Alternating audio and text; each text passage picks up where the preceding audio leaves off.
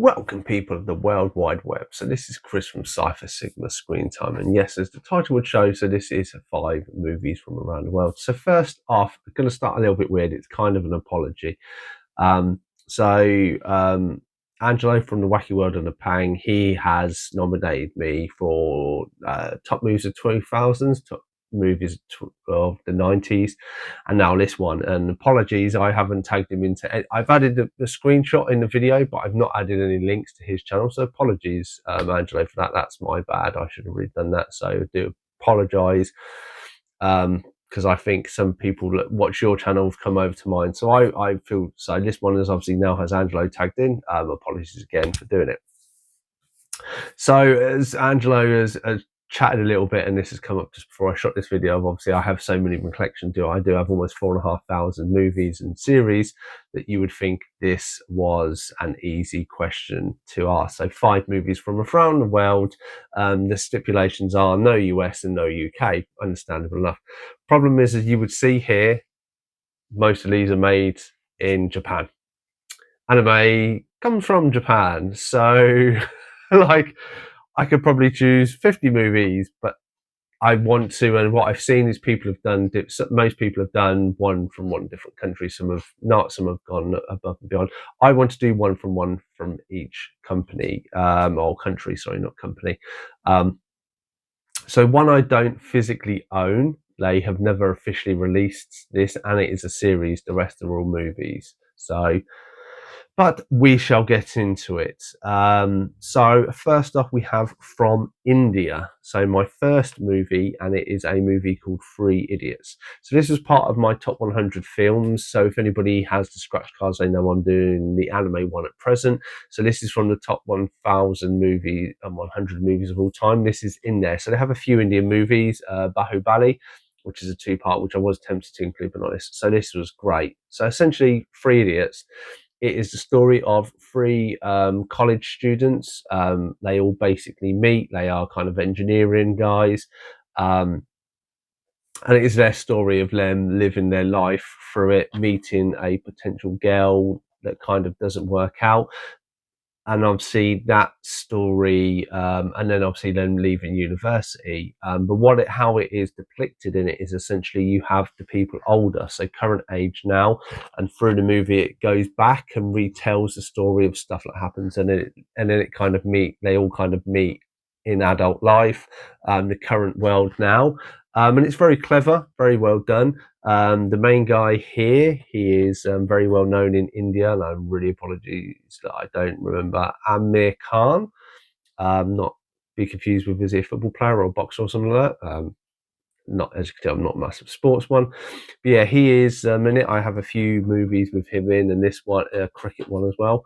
But this one is really, really good. It's very insightful, very heartwarming. There's kind of one where there's a flood and stuff like this, and they're helping people out with their kind of engineering skills and stuff like this. It's very well done. It kind of goes against the stereotype, and probably took me against stereotype. You know, when you see Indian movies stuff, you think it is all music and stuff like this. There are music in here, and actually the music is quite enjoyable, but it isn't overpowering. I would probably say, from my memory, I watched it a few years ago, probably like 6 or 7 songs mainly throughout it, and then there is a lot more story. But I thoroughly enjoyed it. It is quite a long movie. I think it was I want to say it's like 2.5 hours, maybe longer. Why can't I find how long the thing is? This is, as I said, a really pain in the ass that they don't put times down. No, I can't see how long the movie is, but yeah, I think it is a 2.5 hour movie. It's 2.5, 3 hours, quite a long movie, really enjoyable. So yeah, so from India, we have Three Idiots. As you can see, if you watched any of my videos or go back to watch some of those videos that I mentioned, I like to be very different on these ones. Next one up, we have Japan. So we have a massive culture. Anybody who's watched the channel will kind of know where exactly this is. Mike from Did You See That? If he's watching, he would know exactly which one I'm going to pick for that. And that is Your Name. This is the special edition I have, like I picked up last year. A absolutely really enjoyable movie. Come out in 2016, probably the best work this guy has done, in my opinion. He's brought out some other ones like Weather in Review and that are really, really nice movies. This one, hands down, beats them. And essentially, you have these 2 kids. He is slightly older than her, and what happens is random times they will go to sleep and wake up in each other's bodies. They will then, for a day or two, experience the other person's life and then swap back to their own bodies, but they never remember what happened in another world. And then they start communicating and kind of bringing this friendship up, and it's the fact of how people around them perceive them, that like, oh, you were really, you weren't quite right, you seemed a bit different. And obviously because she lives in a little country village and he lives in a city, which is depicted down here, it's kind of the two complete polar opposites of them and what they experience and how they're kind of connected to what is this meteorite that will fall, and how that connects to them.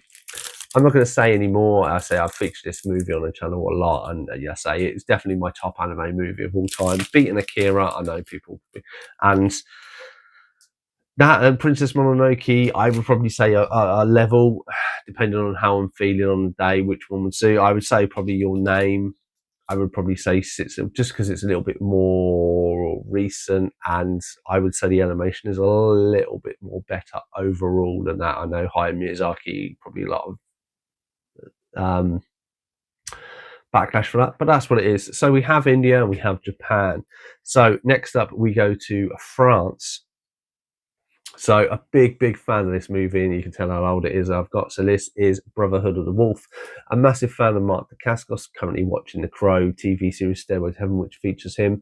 But it has obviously Monica Bellucci and Jeremy Renner, Jeremiah and Vincent Castiel. And I think Vincent Castiel and Monica Bellucci were dating in this one. But essentially it is set in olden time, and you have these two warriors. You have kind of a French nobleman-esque, and Nami, the kind of Native American sidekick, kind of the Lone Ranger and Tonto. And they come back to this, or they come to this kind of French town where this mysterious beast has been killing people, and there's this weird distorted figure that kind of is controlling them, and he's kind of a cop that's been brought back in the day, very olden times, like Musketeer times, I think, to basically help sort it out and uncover the whole mystery in areas of kind of, once you know where it actually comes from and what it's linked to and stuff. It's very well filmed, very well shot. There's a lot of dark scenes, but how it is filmed and shown is very clever. It's 15 rated. There is a bit of blood and stuff like that, but absolutely lovely. So I do actually need to upgrade this at some point, and I have been looking at the 4K, but have not taken a plunge as of yet. So India, Japan and France. So next one up is we have Germany. So this is the one I don't own, and this is, if you have Netflix, I believe it's still Netflix. It's the series Dark. So first of all, probably one of the best, intriguing and comprehensive series I have ever watched in my life. But I absolutely adore this series. I say they never released it, so that's why I don't unfortunately own a physical copy of this. But it is free series, and essentially it is it covers a lot of time travel, and I will say, to give the sci-fi element, and it's people from this town, and there's kind of into twisting stories and something of when they were older and when they were younger, but there's another spin on it.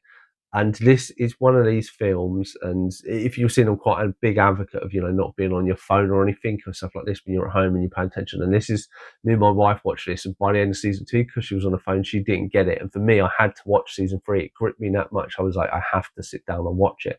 And literally, I was glued to it. Didn't touch my phone at all, because you need to focus on this. If you don't focus on it, you will watch it and go, I don't understand it. And it, as I say, it's so comprehensive and so complex, and so understanding how everybody is linked, and the fact there is more to it than just time travel and stuff, and how that all coincides. It is just so well done. It's a very, I mean, I'm glad they did 3 seasons, so give enough to bulk it out. It never feels rushed. It's just some episodes are just so full on. You need that concentration. And I think a lot of people, if you don't concentrate, I know I've seen this being shown on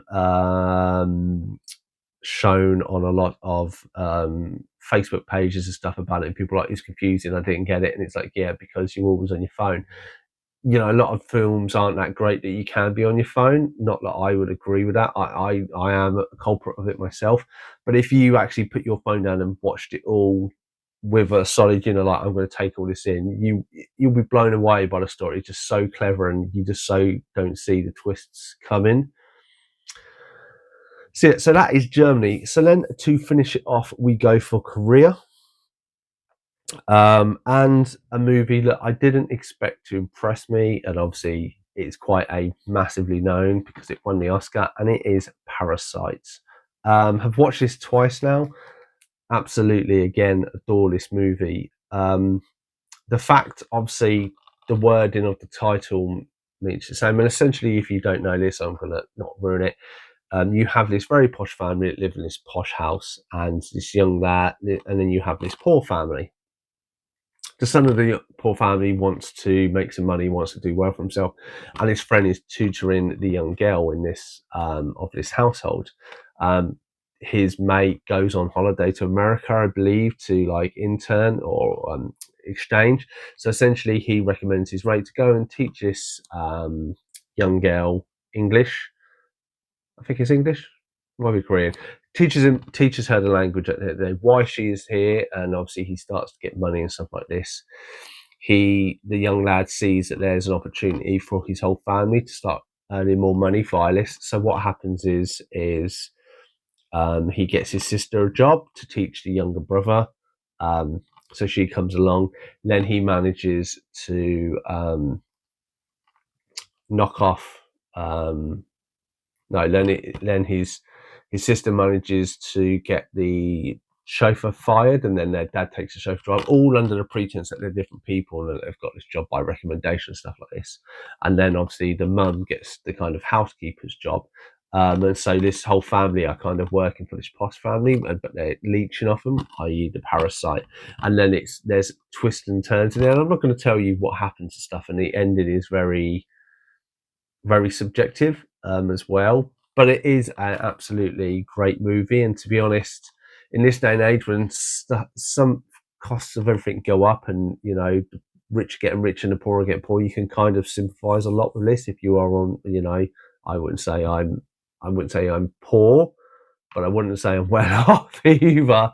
But it is definitely a great movie for that. So yeah, so we have obviously India, Japan, France, Germany, and Korea.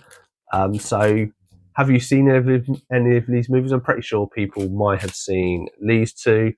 I'm sure the anime fans will know your name. I'm not sure a lot of people have seen Three Idiots, but who knows? And then obviously Dark. But that has been my collection. Thanks again, Angelo, for the nomination.